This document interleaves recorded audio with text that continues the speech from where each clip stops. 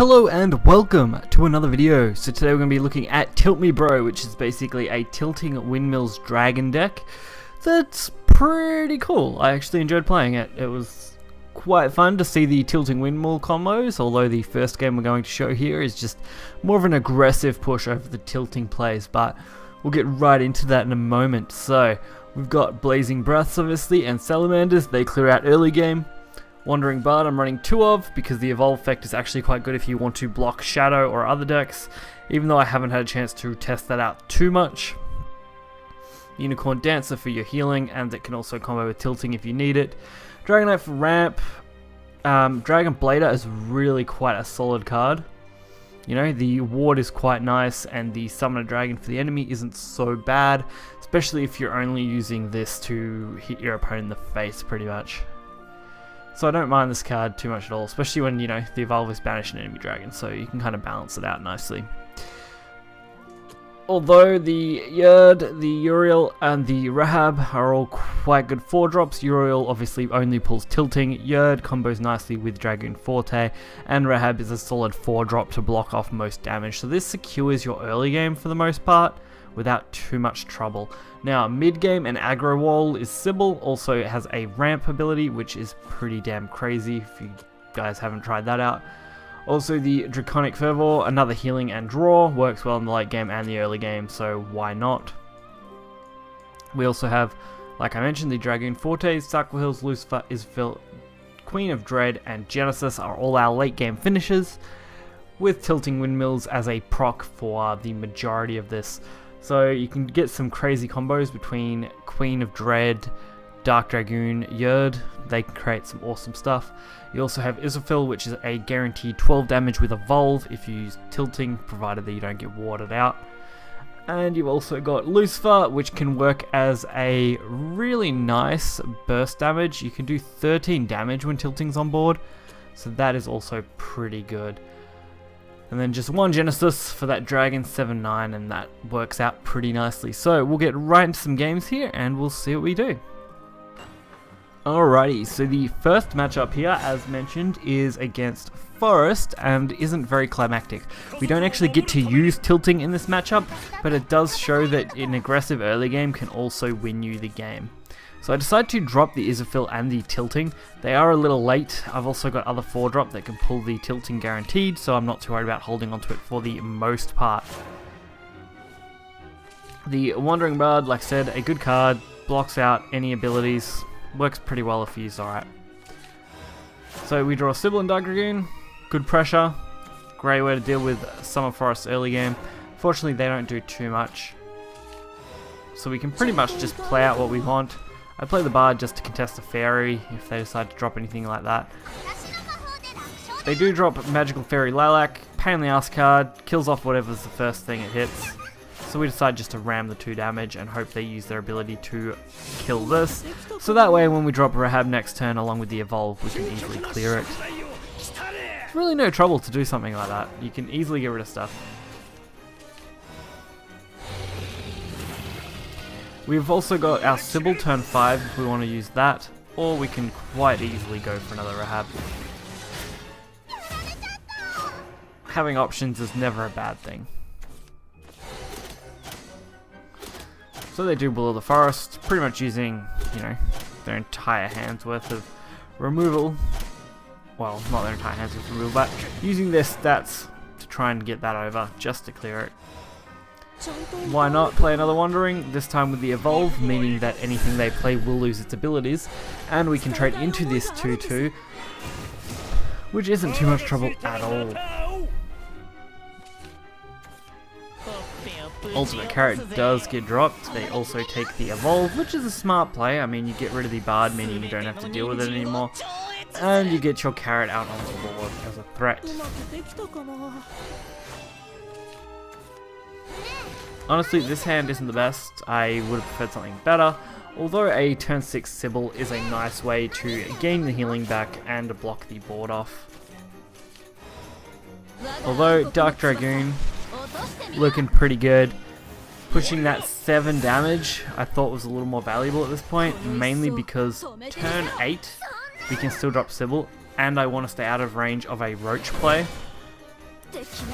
Unfortunately, being turn 7 and avoiding a roach play isn't exactly easy either, so... Unfortunately, they do start to swarm the board. So we're hoping for a good draw. Uriel, not a great draw. I mean, we can use it to draw the amulet, which is half decent. But outside of that, we pretty much just wall off the board.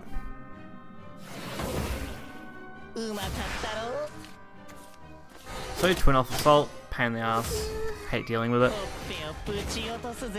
Another ultimate carrot coming down, you know, getting that value that they want. Fortunately though, we are going into turn 8, and we do draw into Sackle Hill, which is an amazing draw, because Israfil can then clear this entire board in one hit, while being bounced back to my hand for some value. So all we really have left to use is another Israfil, the Genesis, the Sybil, and Uriel for turn 9. The Sybil and Uriel would be the better play next turn, just because of that healing and the trade value that we could have had. Unfortunately though, their Evolve allows them to easily use Carrot as a counter for this 4-4, meaning I'm stuck at 5 health, so the only way for me to even start to come back from this is to get lucky. I've got to literally get lucky and hope they don't have anything to proc Roach and use it as a finisher. I could have went with Israfil to heal 4, do decide to go for the Sybil, just so I can use Uriel to pull Tilting Windmill, to set up for a future play if we get that far. I mean, if we survive this turn at all, we'll be lucky, but fortunately, they don't have what they need. They are playing a P2P deck in the end, and that is pretty fortunate for me. They don't quite draw into what they need, and it allows me to actually win this game.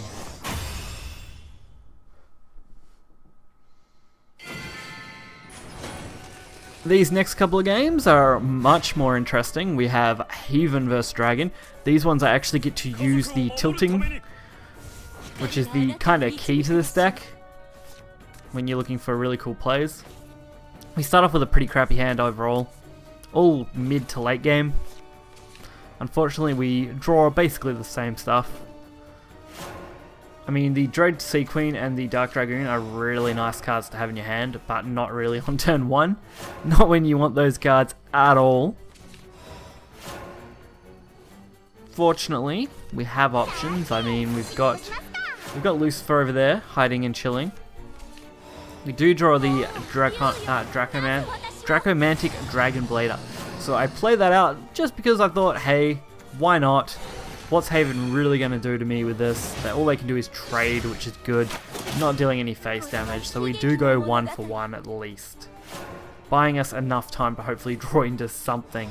Unfortunately, Yerd is our draw, so Uriel is our play, giving us tilting and starting to set up for a potential combo of a good amount of damage. I mean, we can burst with an Evolve 19 damage off the Dread Queen.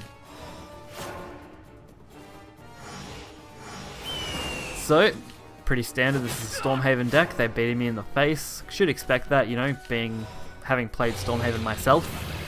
It's not uncommon to see Stormhaven kind of just beat people.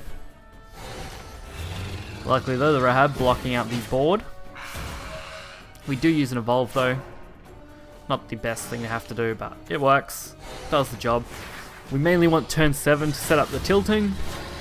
So from there we don't really need to worry.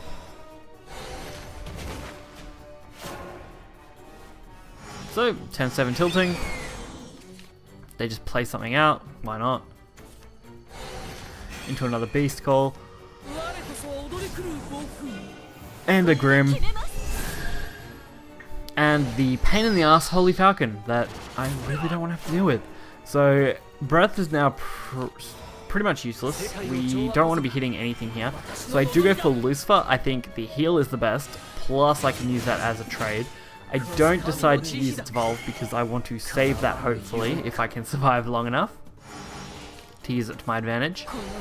Fortunately, Dark John making an appearance. It does deal a hell of a lot of damage and put me at a risk, but it allows me to open up the clear for the Breath of Salamander. What a great way to have to deal with that. Fortunately, I can drop Unica. Mainly just throw that 2 damage at their face because we know we can deal like 19 in the next turn. So why not do that? Fortunately, they drop Aegis, meaning they aren't playing anything else, so there's no healing, putting them right in range of what I want. Unfortunately, I would have been dead if they had Sentinel, but it was a risk I had to take. There wasn't many other decent options. And luckily, it pays off with Queen of the Dread Sea dropping the Dragoon and the Yurd to 0, dealing 7 damage due to Windmill, and then Dark Dragoon being able to deal 5 and 7 thanks to the Yurd, plus the extra 3 damage. We can actually deal a total of 22 damage with this combination as long as tilting is on board earlier. And you hold the Vault Queen. Otherwise you only round out to an exact 20, which is still, you know, an easy lethal.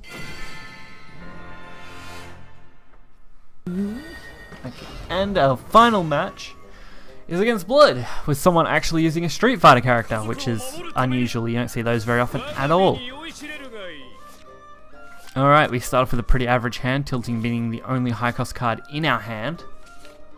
Deciding to keep it in this matchup, just because we have got a couple of decent early games, so there's no reason to really throw tilting out the window. And fortunately drawing even more early game, so this actually ends up being a really nice hand. Going for those 1, 2 and 3 drop range is really good. Sometimes keeping tilting isn't so bad if you already have stuff that can deal with the early game. Drawing 2 tiltings though doesn't feel good. You don't want to be drawing both of those into your hand like that, unless you are playing against a class that runs Bahamut and such, where they're going to be clearing a tilting. So you really want to be dealing enough damage. Fortunately, the Diabond puts them a little lower, and thanks to this 2-drop, I'm able to keep them reasonably low, at least in the initial early game. I would have probably benefited from taking the Evolve there and dealing 4 instead, thus being 2 damage up overall on them. That way, when this Healing Age procced, they would have been at 14 instead of 16, and I would have had a much easier time dealing with them. But not too much to do, we can easily play Sybil out here. We're going to keep that healing in check and lock them at 16 for now. I probably should have taken the Evolve again with Sybil, but I decided not to because I want to keep these Evolves for as long as I kind of can. Especially against Blood, when I want to make sure I can deal with any big threats that they play out. So Belf, you know, being a pain in the ass trade. Luckily we do have Breath of Salamander, which does a pretty good job at getting rid of both of these. Not the most favourable trade, but definitely an effective one. But we decided to go with tilting instead, mainly due to the fact that the breath wouldn't have made much of a difference here. I suppose, like, yes, it would have been effective, we could have dealt with both of them, but we're at 20 health. We have Israfil in our hand, which means we can use that to our advantage if we chose to. And getting a better proc, I guess, was what I was aiming for. I probably should have taken Salamander the turn before, but at least this way we do deal with things pretty well anyway. So Dark Dragoon being unattackable. Uriel just being played for that 3 damage push. So that means we can then proc the mask and get 7 damage to their face, putting them right in lethal range. So even with healing, it's probably not going to be enough to avoid the 12 damage Israfil that's coming their way. And they have to deal with this 7-3, otherwise they also risk losing. Fortunately for them, they had exactly what they needed. And were able to use the Scarlet to heal up again. But just out of range of what they needed 13 health and only managed 11. Meaning Israfil and tilting is a quick lethal.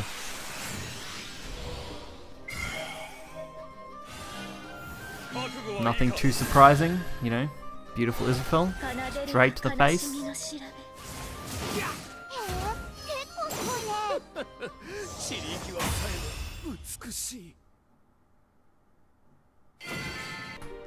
So, as always, the deck list for this deck will be in the description below. You could probably swap out some of the top end if you wanted, like there's a few different combinations of cards. You can change the numbers around a little bit. As long as you've got at least 1 Dread, couple layers, you should be good for the most part. Everything from below tilting though, I'd probably leave most of the same. You could probably slot something in the dragon slot instead. Maybe mess around with the bard costs and things like that, just so you can make the deck your own if you want. Otherwise, I hope you guys enjoyed the video. Make sure to hit the like button and subscribe, and I will catch you guys next time. See ya!